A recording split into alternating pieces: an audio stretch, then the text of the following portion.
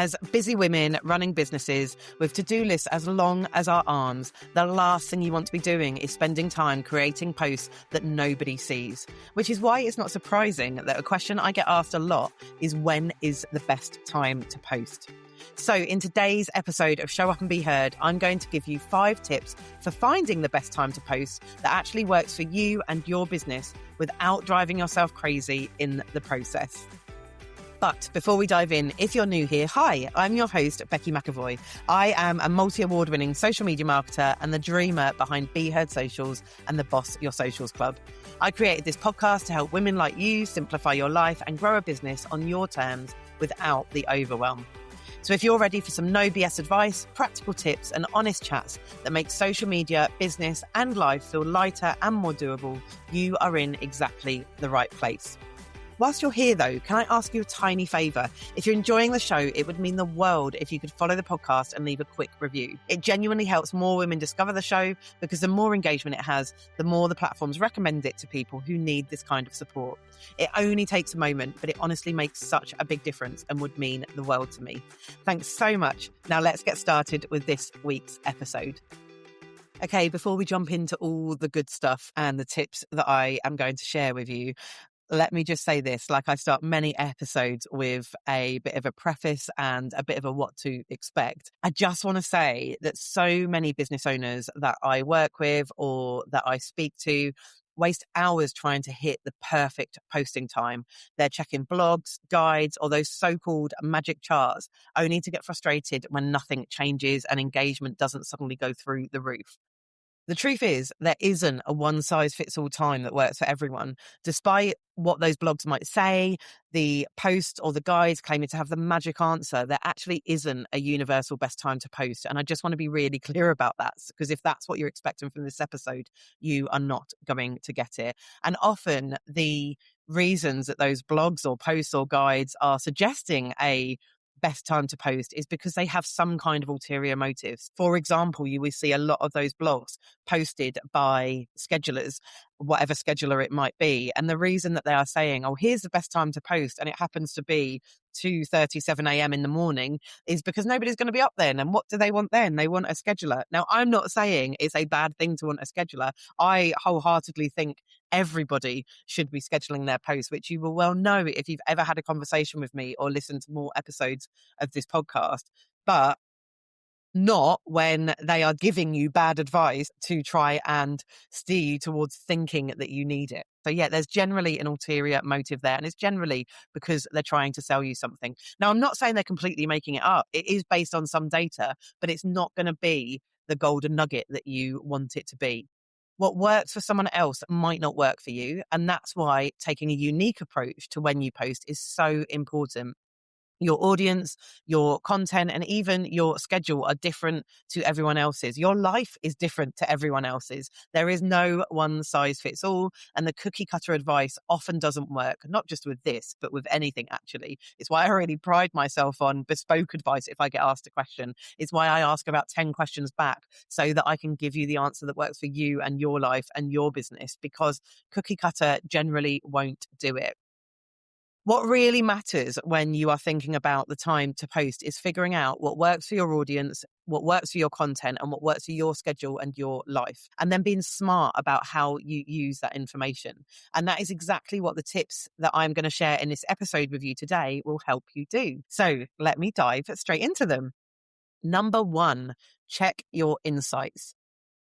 Pretty much all social media platforms and most schedulers, if you're using one, give you access to some form of insights about when your audience is most active. So, for example, on Instagram, you can see the days and hours your followers are online, or most of them are online. Facebook, LinkedIn, TikTok, the other platforms will all have something similar. And even if the numbers aren't perfect, they do give you a really useful starting point. This is a super simple step, but it's quite often overlooked by business owners or skipped by business owners. And instead, they rely on generic advice like post at 9 a.m. or 2:37 a.m. or evenings are best or mornings are best or lunchtime's best, which might work for someone else, but not for your unique audience. Your insights on your social media platforms show you exactly when your people and your followers are actually scrolling. So you can stop guessing and start being a bit strategic with it. Now, I'm not saying get neck deep in insights and get really hung up on them. I'm just saying use them as a starting point. Insights are useful. Again, they are not the golden nugget or the magic pill that you might be looking for, but they do give you a starting point. So here is how I usually recommend looking at it. Firstly, check which days your audience are most active and then look at the times. Maybe you notice a bit of a pattern. Maybe people are more active midweek, or perhaps there's a spike on Sunday evenings when they're winding down and scrolling, and use that as your starting point. But don't feel like you have to post at every single peak hour. Just pick a couple of times that work for you and test from there. And maybe have a think about how often you want to post a week. So say, for example, it is 3 times a week. Then go into your insights and look at the 3 busiest days and make those the days that you post and have a go at it and try the busiest times. Use it as a starting point, but use it as a starting point alongside all of the other information that you might want to look at in the other tips that I am going to share with you. And like I said, remember that insights are dynamic. Your audience grows and changes, their habits shift. So checking insights regularly, maybe putting in a reminder to do it once a month, can be helpful.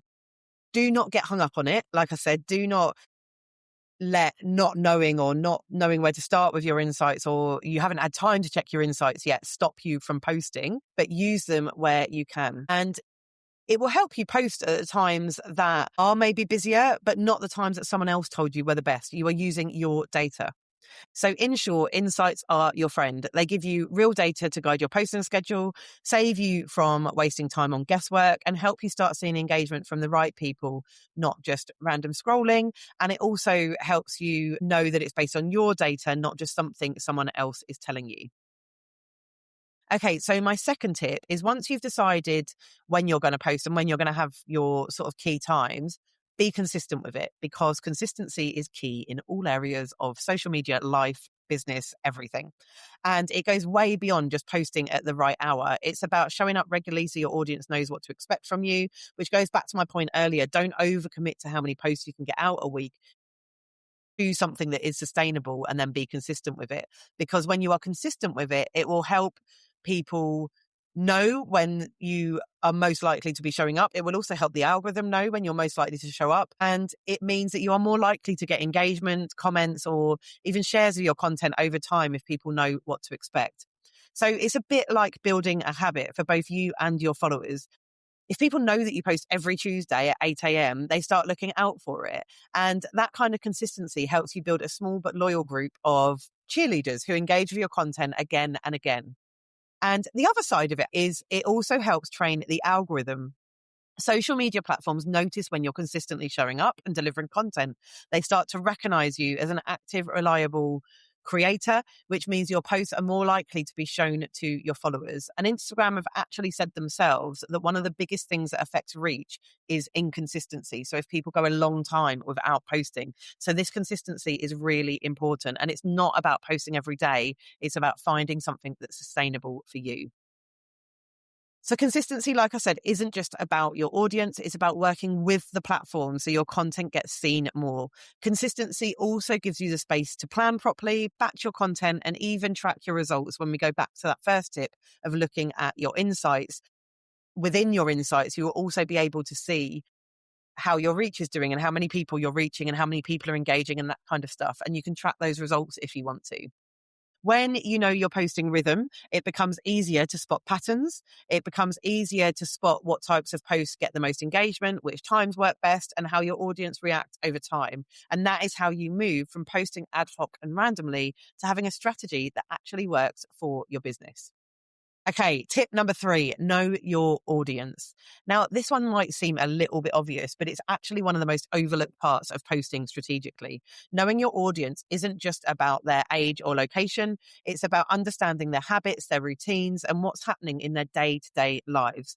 For example, if your audience is made up of busy mums, they're probably not scrolling Instagram at 8 o'clock in the morning whilst getting the kids ready for school.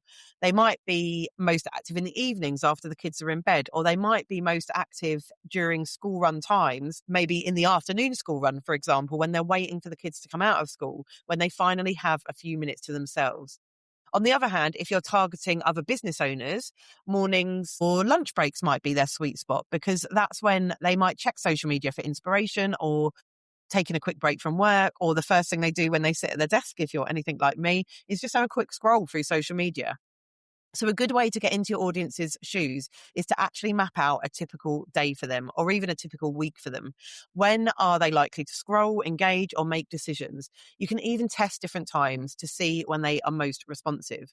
And don't forget, again, a bit like the insights, habits change. So maybe your audience is more active on weekends, or maybe evening scrolls become your new peak once school holidays start. So as the seasons change, their habits might change. The summer holidays might make them more active or even less active. The changes in weather can make a difference, all that kind of thing.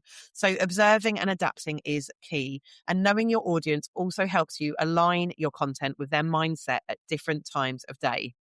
So someone scrolling in the morning, for example, might want quick tips or motivation, whereas someone scrolling at night might be a bit more receptive to longer, thoughtful posts or calls to action.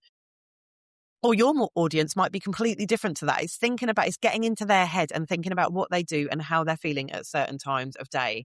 But when you match your content to their mindset and post at times that will be most relevant for them, you increase the chances of meaningful engagement. Basically, what I am saying is that knowing your audience isn't just a nice to have, it's really essential. So do spend a little bit of time doing it. Again, don't let it stop you from posting completely, but just block out some time where you can really have a think about it, and then adapt your posting schedule around that. The better you understand your audience, the easier it is to find the times that work best for both your content and their lifestyle. Tip number 4, use a scheduler. So we all know I am a huge fan of a scheduler. Like I said earlier, I wasn't bashing schedulers for saying that this time of day is the best to post. It's just, I just don't like misinformation or things that are presented as fact that just aren't true. I am, however, an enormous fan of schedulers, because let's be honest, you are busy between running your business, keeping up with emails, juggling clients, packing products and orders and that kind of things, and just your life in general. The idea of being online at the perfect posting time can feel completely impossible. And that's exactly why a scheduler is a game changer. Using a scheduler allows you to plan and post your content at the times when your audience is most active, once you've sussed out what that is, even if it's 7 o'clock in the morning before you've had your coffee, or 9 o'clock at night when you want to sign off from socials. You don't have to be glued to your phone or sacrifice your schedule just to hit the algorithm sweet spot or your audience's sweet spot. And also, what the schedulers will allow you to do is be consistent at posting the same time or the time that you want to. You know, like we were just talking about consistency being key, and the algorithm getting to know when you most regularly post. And schedulers help you do that, because if you're, something comes up and for whatever reason you're posting at 8 o'clock on a Tuesday morning, and then all of a sudden it's 10 o'clock because, I don't know, your child's off sick from school or whatever it might be. If it's scheduled, you don't have to worry about that. The post has still gone out. Schedulers like Metrical, which is the one that I recommend, and you will have heard me speak about a lot. I will link to it in the show notes. Do more than just automate posting. They often give you analytics too, so you can see what's working and tweak your strategy, going back into the first tip around insights. And some of them even suggest optimal posting times. In fact, I think most of them do now. Metrical definitely does, and I think most of them do, based on your past performance and based on the information they have, which is a handy shortcut when you are still figuring out your rhythm. Now, again, take it with a pinch of salt, because like I said, it is not an exact science, but it can guide you and help you and give you a bit of a starting point for the best time to post. Using a scheduler also helps you batch your content, which is huge for saving time and reducing overwhelm, like I said. And the real key point on that is what I said just now, really. Instead of scrambling every morning or evening to create a post, you can spend a few focused hours planning, writing, and designing several posts, then scheduling them out for the week or the month ahead. And it takes the pressure off. It keeps your feed consistent and means you're working smarter, not harder. Plus, posting consistently via a schedule builds reliability with your audience. People start to expect your content, your posts become part of their scroll, and you don't risk disappearing just because you're busy with other things in your business. And it sends those signs to the algorithm. It helps you work with the platforms for them to know what to expect from you and when to push your content out. A scheduler is like your behind the scenes marketing assistant. It ensures your content goes live at the right time, no matter what's going on in your life. It keeps your posting consistent and frees up your time to focus on what actually moves your business forward. And let's be honest, isn't that a bit of what we all need? Okay.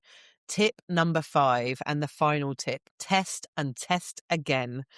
And again is really important in that you need to test. You've used the previous tips that I've given you to find out different times. Now it's time to test it, because it doesn't mean that you're going to have got the exact perfect time. And again, this is where businesses can often go wrong, because they post at one time, they see it doesn't perform like they hoped, and they assume it's the wrong time, or they give up completely and they get really frustrated. Like I said just now, social media and posting time isn't an exact science. There is no right or particularly wrong answer to this. And your audience doesn't follow a fixed schedule like clockwork. And that's why testing is essential. So start by using the tips that I have given you to choose a few different posting times based on your insights, audience habits, and scheduling preferences, and post at those times for a few days, or better yet, actually, for several weeks.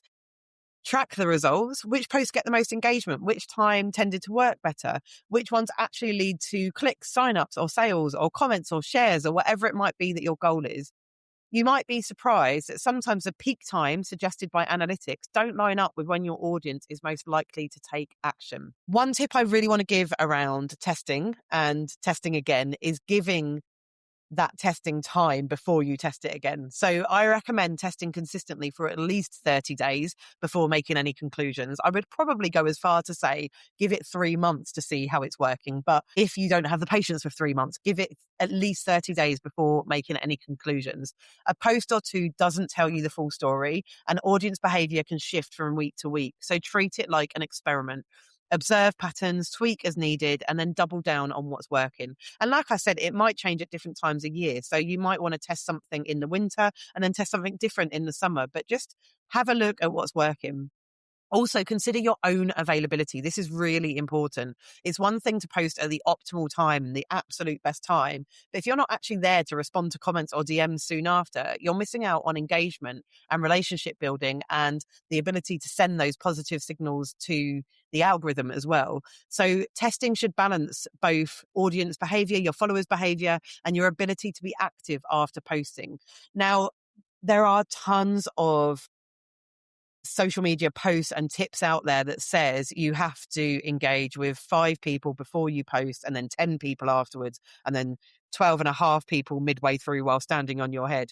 None of that is true. There is no research that says you have to engage, and engaging makes a difference. However, if a post has gone out, what Instagram have confirmed as fact is that one of the ways that they judge the success of a post is how many likes it gets, how many sends it gets, so shares either via DMs or to your stories and that kind of thing. So it is helpful if you're about to respond to some of that. It hasn't actually named comments as one of the really important things, but obviously that is a engagement signal that the algorithm will pick up. So it is helpful if you're about, but don't freak out about this. Don't freak out about if a post goes out and you're not there straight afterwards, but it is something to consider, because like I said, it's helpful to balance both your audience's behavior and your ability to be active after posting. It also helps you be confident in your strategy. So instead of relying on generic best time to post advice, you're making decisions based on real data and your own results. And over time, you will find those sweet spots,